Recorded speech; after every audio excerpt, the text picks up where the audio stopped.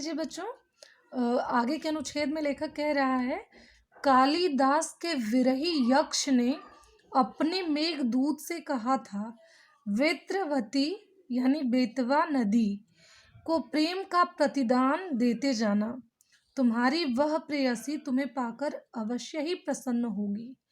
यह बात इन चंचल नदियों को देखकर मुझे अचानक याद आ गई और सोचा कि शायद उस महाकवि को भी नदियों का सचेतन रूपक पसंद था। बच्चों देख लीजिए, कालिदास का एक ग्रंथ है, कालिदास महाकवि, संस्कृत के प्रकांड विद्वान, उनका एक ग्रंथ है मेघदूतम। तो मेघदूतम में मेघदूत के नायक हैं यक्ष। तो उन्होंने अपनी प्रेमिका के पास अपना संदेश भेजने के लिए अपना दूत बनाया था मेघों को, मेघों यानी बादल को, ठीक है, मेघदूत, ठीक है, बादलों को दूत बनाने की वजह से इस ग्रंथ का नाम रखा गया था मेघदूतम, ठीक है, मेघदूत। तो कालिदास लेखक को अचानक इन नदियों को पहाड़ी रूपों में, इन अल्हड़ रूपों में देखकर अचानक से याद आ जाता है कि निश्चित ही कालिदास को भी नदियों का जीवंत रूप पसंद होगा, तभी तो उन्होंने अपने नाटक में विरही यक्ष ने, मतलब जो उनका ग्रंथ है उसका जो नायक है यक्ष ने, जब मेघदूत यानी बादलों को दूत बनाकर भेजा तो मेघदूत यानी बादलों से कहा कि हे बादल, तुम मेरा संदेश तो मेरे प्रियतमा के पास लेकर जा ही रहे हो, किंतु रास्ते में वेत्रवती नामक एक नदी पड़ेगी, वेत्रवती यानी बेतवा नदी, जिसे आप जानते हैं, पड़ेगी, तो तुम उनको प्रेम का प्रतिदान देते जाना। बच्चों, प्रतिदान का अर्थ होता है लौटाना, यानी वो तुम्हें प्रेम करती है और तुम भी अपना प्रेम उसको देते हुए आगे जाना, यानी कि वहाँ बरस जाना, तुम्हारी वो बाट देखती है, राह देखती है, वह तुम्हारी प्रेयसी है, तो मतलब तुम उसको अपना प्रेम देते हुए जाना। वह प्रेयसी तुम्हें पाकर अवश्य ही प्रसन्न होगी। निश्चित रूप से तुम्हारा प्रेम पाकर वह जो तुम्हारी प्रेयसी या प्रेमिका है वो प्रसन्न हो जाएगी।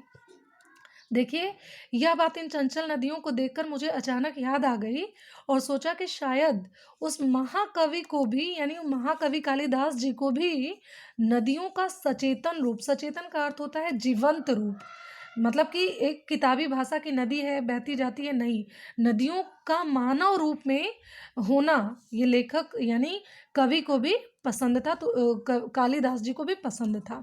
दरअसल जो भी कोई नदियों को पहाड़ी घाटियों और समतल मैदानों, समतल आंगनों के मैदानों में जुदा जुदा शक्लों में देखेगा, वह इसी नतीजे पर पहुंचेगा। लेखक का स्पष्ट कहना है कि जो सिर्फ मैदानों में देखेगा वह इस प्रकार कल्पना नहीं कर सकेगा, लेकिन जिन्होंने इनके पहाड़ी रूपों को भी देखा है और उत्तर के मैदानी भागों में बहते हुए गंभीर नदियों के रूप में भी देखा है, वो निश्चित रूप से मेरे ही समान इस नतीजे पर जरूर पहुंचेगा कि ये दो अलग अलग रूपों में रहती हैं। बच्चों, इसके आगे का ये जो अनुच्छेद है, अच्छा ठीक है, देख लेते हैं। काका कालेलकर ने नदियों को लोक माता कहा है, किंतु माता बनने से पहले यदि हम इन्हें बेटियों के रूप में देख लें तो क्या हर्ज है। लेखक आगे के पैराग्राफ में कह रहे हैं कि काका कालेलकर, बच्चों बता दूं कि काका कालेलकर जो हैं वो भी हिंदी के एक बहुत बड़े विद्वान हैं।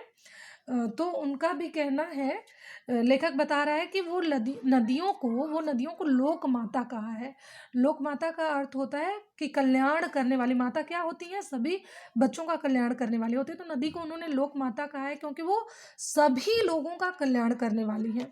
किंतु माता बनने से लेखक का विचार आता है, ये तो काका कालेलकर जी का विचार था। अब लेखक कहते हैं किंतु माता बनने से पहले यदि हम इन बेटियों को, इन्हें बेटियों के रूप में देख लें तो क्या हर्ज है। माता तो वो है ही है, सर्वदा से हम देखते आ रहे हैं। किंतु लेखक का कहना है, नागार्जुन जी का कहना है कि अगर हम माता बनने से पहले इन्हें हिमालय की अल्हड़ छोटी छोटी बेटियों के रूप में देखते हैं तो क्या हर्ज है, कोई हर्ज नहीं है।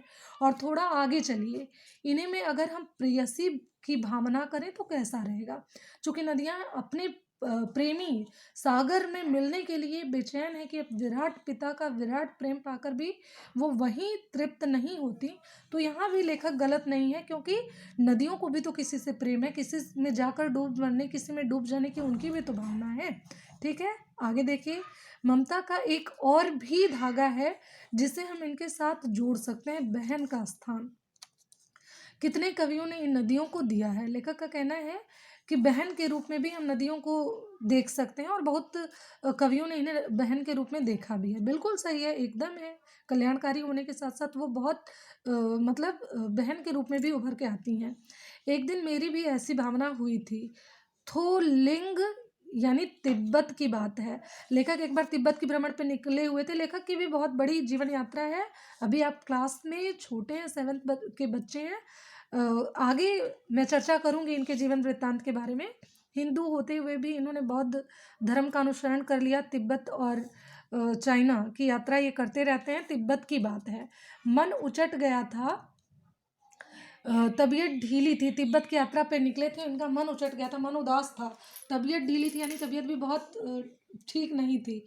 सतलज नदी के किनारे जाकर बैठ गया। दोपहर का समय था, दोपहर था, मन लग नहीं रहा था, तबीयत भारी भारी सा था। पैर लटका दिए पानी में। किस नदी के किनारे बैठे थे? तिब्बत की नदी, तिब्बत से शुरुआत होने वाली नदी है सतलज। उसमें अपना पैर लटका के ये बैठ गए। थोड़ी ही देर में उस प्रगतिशील जल ने असर डाला, तन और मन ताजा हो गया। तो लगा मैं गुनगुनाने, कह रहे हैं कि मैं बहुत अलसाया हुआ था, लेकिन जब मैं पैर डाला तो थोड़ी ही देर में उस नदी की जो बूंदें हैं, नदी की जो धारा है, वो जैसे लेखक के तन बदन में एक ताजगी का संचार कर दी। तो लेखक लगे गुनगुनाने। क्या कहते हैं? जय हो सतलज बहन तुम्हारी। सतलज नदी को वो बहन के रूप में देखते हैं और कहते हैं, जिस प्रकार बहनें अपने भाई का हमेशा कल्याण चाहती हैं, तुमने आज मेरा कल्याण किया है। जय हो सतलज बहन तुम्हारी, ये सतलज बहन तुम्हारी जय हो। लीला अचरज बहन तुम्हारी, तुम्हारी लीला का गुणगान नहीं किया जा सकता। बड़ा आश्चर्यजनक अचरज भरा हुआ तुम्हारी लीलाएं हैं। हुआ मुदित मन हटा खुमारी, जाऊं मैं तुम पर बलिहारी। ये बहन, मैं बड़ा अलसाया हुआ था, मन नहीं लग रहा था, लेकिन सारे जो आलस्यपन है वो समाप्त हो गए हैं। मैं तुम्हारे इस कला पर बलिहारी जाता हूँ, यानी तुम्हारी बलैया लेता हूँ।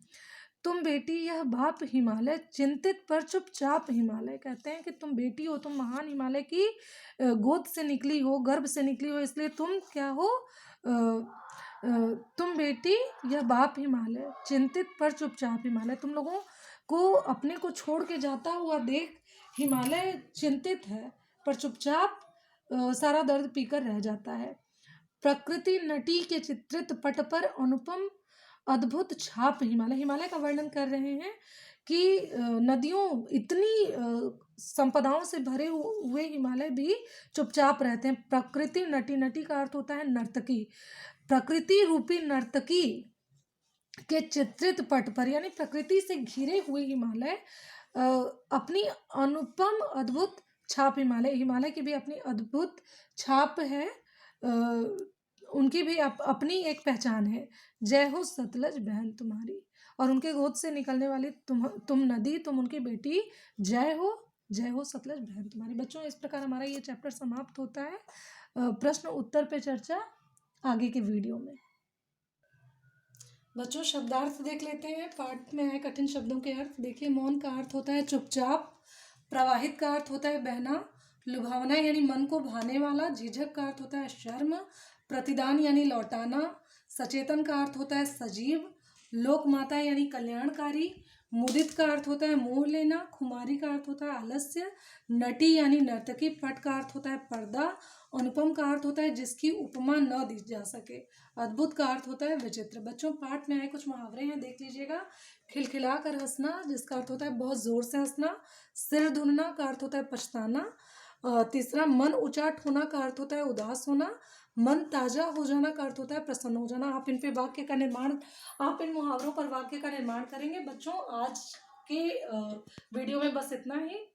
धन्यवाद।